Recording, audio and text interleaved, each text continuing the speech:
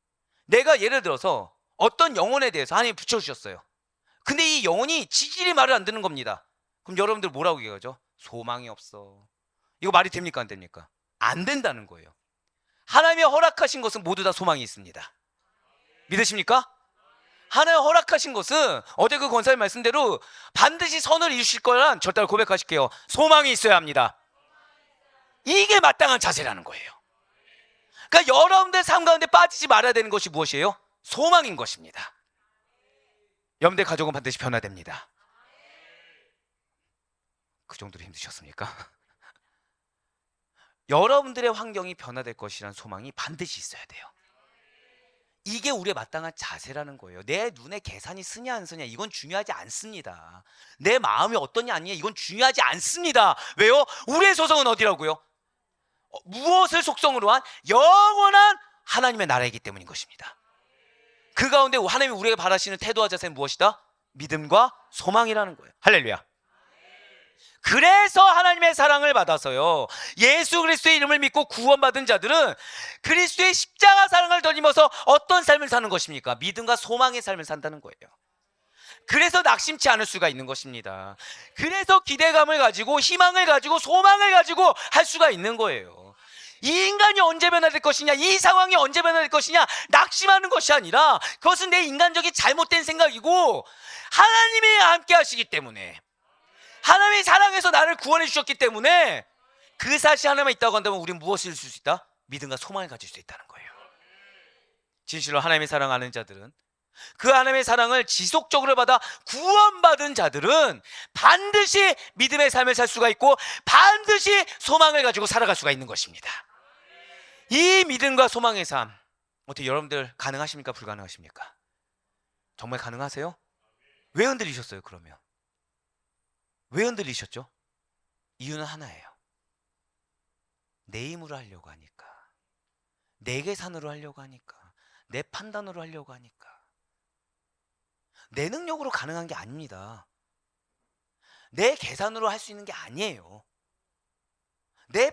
내가 생각하는 어떤 플랜 가지고 할 수 있는 것이 아닙니다. 저 따라 고백하실게요. 오직 하나님의 은혜.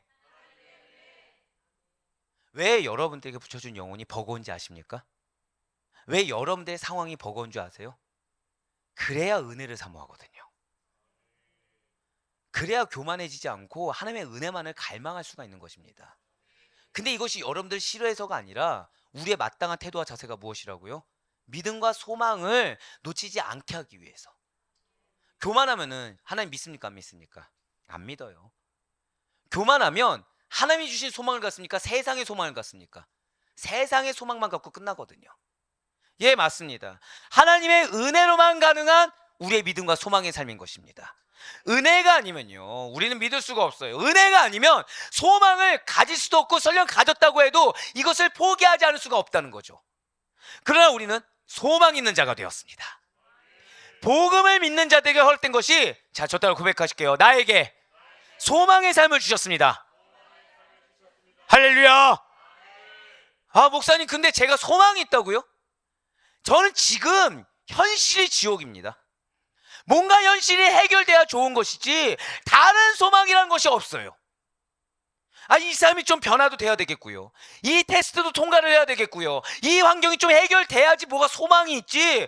아니 지금 이 다급해 죽겠는데, 나이는 먹어가는데 아무것도 이루지 못했어요. 지금 내 자녀 변화되지 않습니다. 내 배우자 변화되지 않습니다. 내 상황은 10년 전이나 지금이나 동일한데 무슨 소망 같습니까? 현실적으로 이렇게 믿었는데 해결이 안 되고 변화가 안 되는데 뭐가 보여야 소망을 갖죠. 제 마음에 무슨 소망을 가지라고요? 이 낙심한 마음, 이게 해결돼야지 낙심이 해결될 텐데 무슨 소망을 가지겠습니까? 이런 질문이 나올 수 있다는 거예요. 충분히 나올 수 있다는 겁니다. 하지만 사랑하는 우리 성도 여러분들, 힘드시죠? 어려워요? 고난이 쉴 새 없이 밀려드는 시험이, 계속해서 흔들리는 시험이 밀려드는 팍팍한 삶을 살아가는 자들이야말로 스스로가 겪고 있는 고생, 수고, 눈물, 의심, 낙심, 요동함이 없는, 전혀 없는 천국이 진정한 소망이 된다는 사실 잊지 마시길 바래요. 우리 삶 가운데 왜 어려움을 겪게 하신다고요? 그래야 천국 소망이에요. 그래야 그 천국이 제발 내 삶 가운데 임하길 바랄 수가 있는 것입니다. 대놓고 여쭤볼게요. 여러분들 삶 가운데 물질 해결되면 이제 문제가 다 해결되십니까? 어떻게 자녀가 막 정신 차려서 막 삼성 대기업 가면 해결될 것 같습니까? 결혼시키니까 해결됩니까? 어떻게 결혼하니까 문제가 이제 다 해결됩니까? 자, 우리 윤별이가 나오니까 문제가 해결되고 이제 만사형통이십니까? 아니에요. 그럼 좋아요. 물질 해결되고 사람 변화되고 환경 변화되고 전방위적으로 하나님께서 역사하셔야 돼요. 아닙니까? 그럼 이 전방위적으로 역사하는 것이 무엇이죠? 하나님 나라가 임해야 해결되겠죠. 그래서 천국 소망하게 하시는 거예요. 근데 우리는 뭐에 포커스 둡니까? 이것도 문제 저것도 문제. 땅의 문제만 세고 있는 거예요. 계속. 하나님 이 땅의 문제를 보고서 해결된다는 걸 느끼라는 거예요? 못 느끼라는 거예요? 못 느끼라는 겁니다. 땅의 문제는. 땅의 문제 해결 안 되면 뭘 바라봐야 돼요? 이제 하늘 봐야 되거든요. 근데 우린 계속 아둔하게 뭐만 하고 있어요? 내 땅의 문제가 몇 개인지 지금 이 무게가 뭔지 계속하면서 내가 스스로 계속 해결할 수 없는데 계속 그러면서 때로는 남 탓도 하고 핑계도 댔다가 그러다 다시 또 낙심도 했다가 계속 반복하고 있는 거예요. 하나님 뭐라고 하세요? 제발 고개 좀 들어. 제발 하늘 좀 봐. 너 지금 소속이 어디냐? 하나님 나라인데 왜 자꾸 땅의 나라만 보고 있어? 그 말씀하고 계신 거예요. 만일 지금 당하고 있는 고난이 어떠한 변화도 없이 지속된다고 생각해 보세요. 그리고 나서 그 결국이 변화가 없이요. 그 결국이 그냥 죄로 인한 사망이 끝이라고 생각해 보세요. 얼마나 허망하겠습니까? 어떠한 상급도 없이요.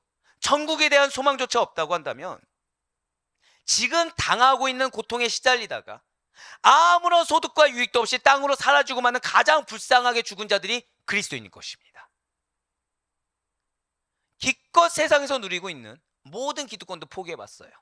하나님 나라를 위해서 헌신했습니다. 그런데 그냥 차디찬 땅 속으로 사라지고 마는 것이 끝이라고 한다고 한다면 그리스도인이야말로 가장 어리석고 어떠한 소망조차 없는 자들이 맞다라는 것이죠. 하지만 여러분과 저는 감사하게 그런 자들이 아니라는 거예요.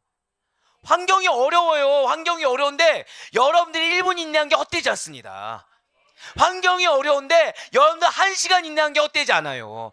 환경이 어렵고 소망조차 없어 보이지만 그럼에도 불구하고 이 0.001%의 소망을 붙들고서 그 가운데 믿음으로 나를 잠깐 인내한 그것이 헛되지가 않습니다. 기쁘지 않습니까? 내가 100시간을 인내도 헛되다고 한다고 하고 너에게 믿음이 있다고 하고 너에게 만약에 소망의 확신이 있다고 한다면 단 1분이라도 인내한 것이 헛되지 않아. 할렐루야. 예, 맞아요. 우리에게는 소망이 있다는 거죠. 현재 겪고 있는 이 고난이 언젠가 반드시 끝이 납니다. 아멘? 지금 겪고 있는 이 고난 뒤에 절대 고백하실게요. 나의 삶에 반드시 영광이 임합니다. 아멘? 그 영광이 임하고 영광이 찾아온다는 소망이 우리에게 있다는 거예요. 그리고 이 소망은요, 죽은 소망이 아니라 산 소망인 것입니다. 할렐루야. 그렇기 때문에 여러분과 저는 힘겨 무게를 지닌 삶에서도 연약하지만 믿음을 가질 수가 있어요. 연약하지만 시시각각으로 내 예성품이 올라오더라도 다시금 회개하고 인내함으로 위로받을 수가 있는 것입니다. 진실로 고난받는 성도의 위로와 소망의 원천은 단순히 그 고난을 해결하는 것이 아니에요. 고난 그 자체가 존재하지 아예 않는 곳, 고난의 자리를 상급의 자리로 얼마든지 대체할 수 있는 곳, 바로 천국을 예비하신다는 하나님의 약속이 우리의 소망인 것입니다. 그래서 예수님께서 우리에게 이렇게 말씀하셨습니다. 요한복음 14장 3절의 말씀이에요. 가서 너희를 위하여 거처를 예비하면 내가 다시 와서 너희를 내게로 영접하여 나 있는 곳에 너희도 있게 하리라. 아멘. 지금 이 말씀 누가 하셨습니까? 지금 누가 약속하신 것입니까? 유한한 인간이 아니라는 거예요. 여러분의 믿음의 고백대로 예수님께서, 하나님의 아들이신 전능하신 예수님께서 우리의 소망을 약속해 주셨습니다. 그렇기 때문에 우리의 소망은 견고해요. 그렇기 때문에 진실로 성도의 소망은 마치 영혼의 닷과 같이 튼튼하고 견고하다는 거죠.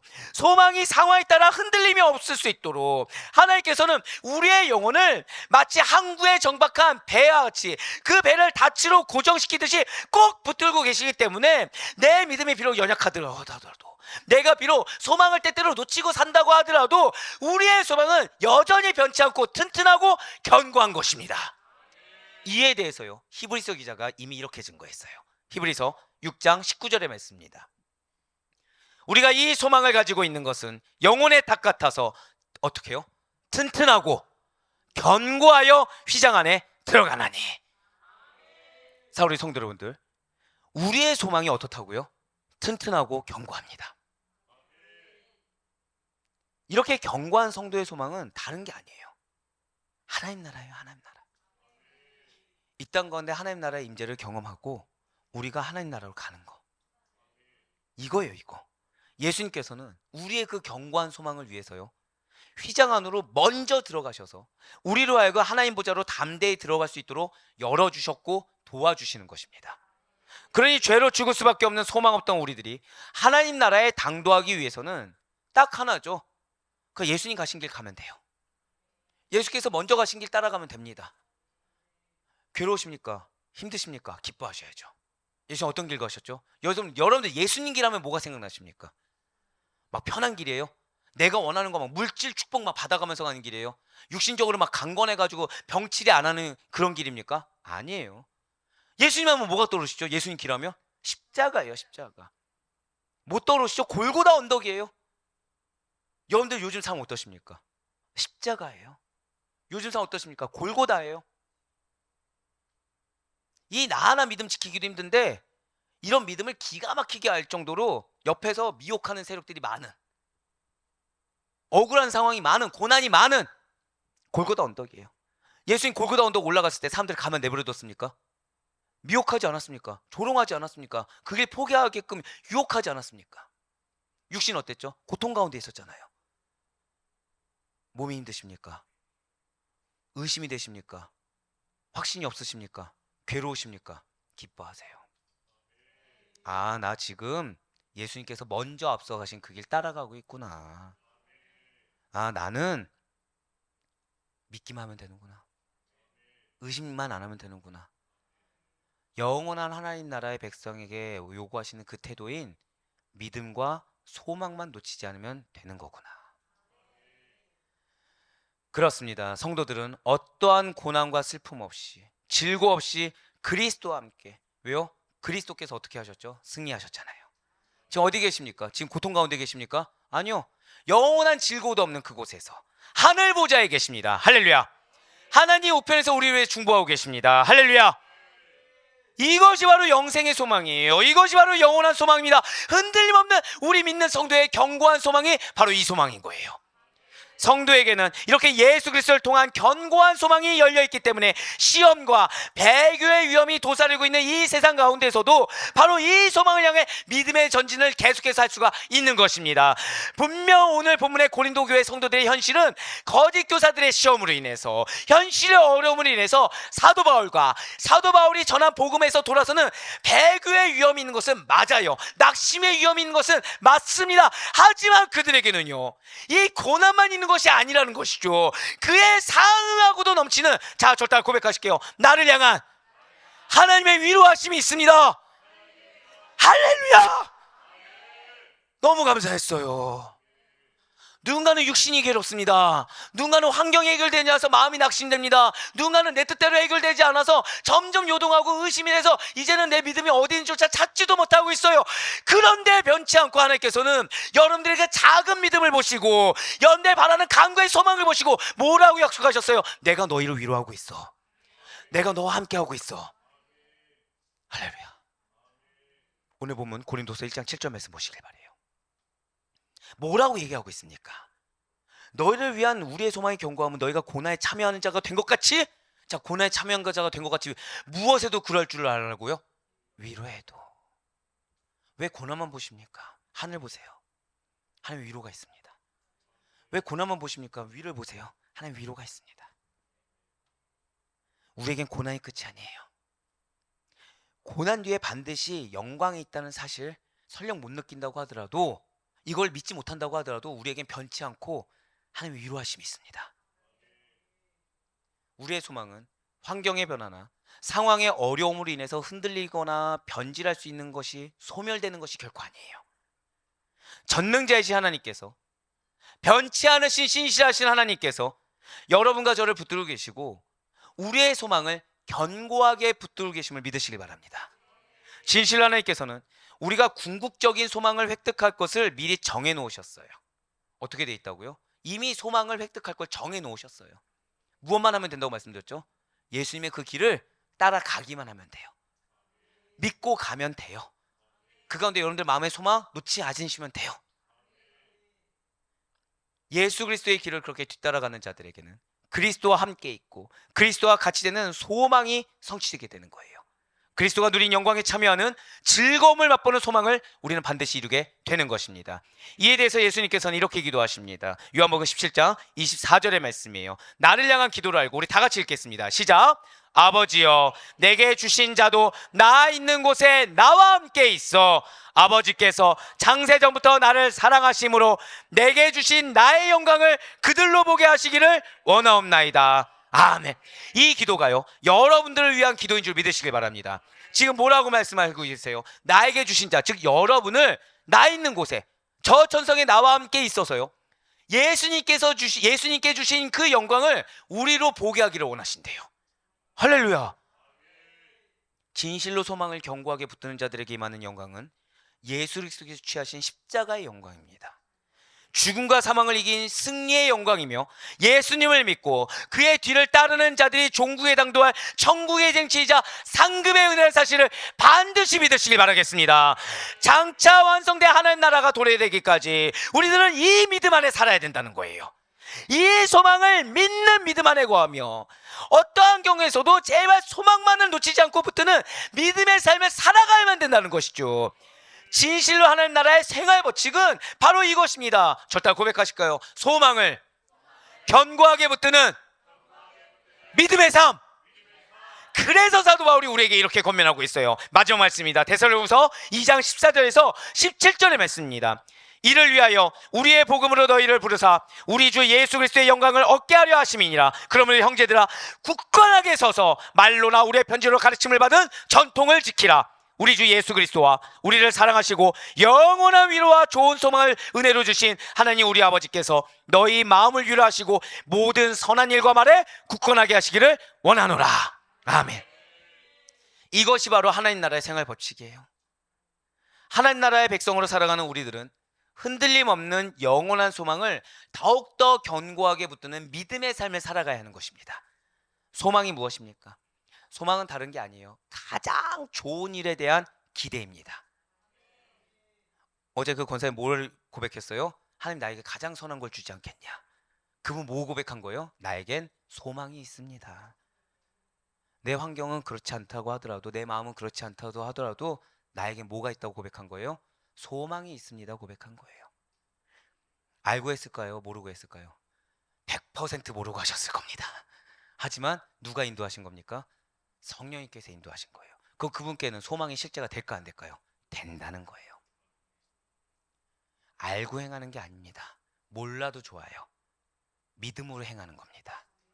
근데 이것이 무엇이라고 그랬죠? 아까 영원하신 하나님 나라에 우리가 보일 마땅한 태도였던 거예요. 할렐루야. 사탄은 여러분들 하여금 바로 이 소망을 빼앗아가려고 해요. 우리의 믿음에 소망이 없잖아요. 그럼 우리의 믿음은 힘을 잃게 됩니다. 여러분들 때때로 신앙생활하다 지칠 때 있으시죠? 때때로 힘들 때 있지 않습니까? 왠지 아세요? 소망을 놓쳤기 때문이에요. 쉽사리 포기하려고 할 때가 있습니다. 소망을 놓쳤기 때문이에요.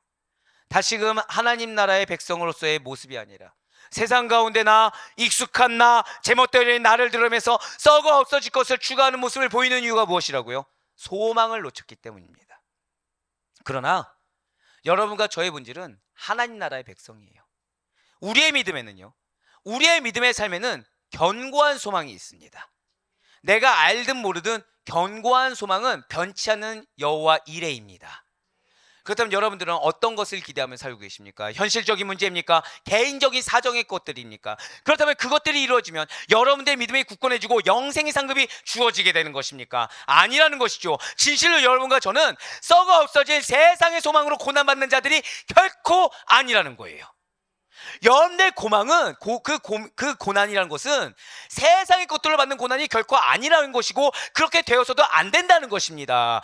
영원히 사시는 예수 그리스도, 그분만이 온 인류를 구원하시사 하나님 나라를 이 땅 가운데 이루셨듯이 여러분들에게 궁극적인 영생의 소망을 안겨줄 것을 믿는 믿음의 고난이 되길 간절히 소망합니다. 그러니 전능자요 구원주가 되시는 예수 그리스도만을 바라보세요. 그분의 길만을 따라가세요. 그 예수님만이 우리의 진정한 소망의 사실을 잊지 마시길 바라겠습니다. 그분만을 믿는 믿음이 여러분과 저로 하여금 절대 마지막으로 고백하실까요? 나의 견고한 소망이 실제가 됩니다. 아멘. 그러니 부디 바랄 건 없기는 이 사실을 믿는 그 믿음으로 말미암아 하나님의 놀라운 사랑을 힘입어 하나님 나라의 백성이 된 여러분과 저의 소망은 이러한 예수 그리스도를 통해서, 그분을 믿는 믿음을 통해 반드시 이루어질 것을 확신하고 인내하시며 그 믿음으로 담대히 걸어가시는, 그래서 소망이 실제가 되는 여러분과 저의 믿음의 삶이 될 수 있길, 하나님 나라의 백성의 삶이 될 수 있기를 주님의 이름으로 간절히 축원합니다.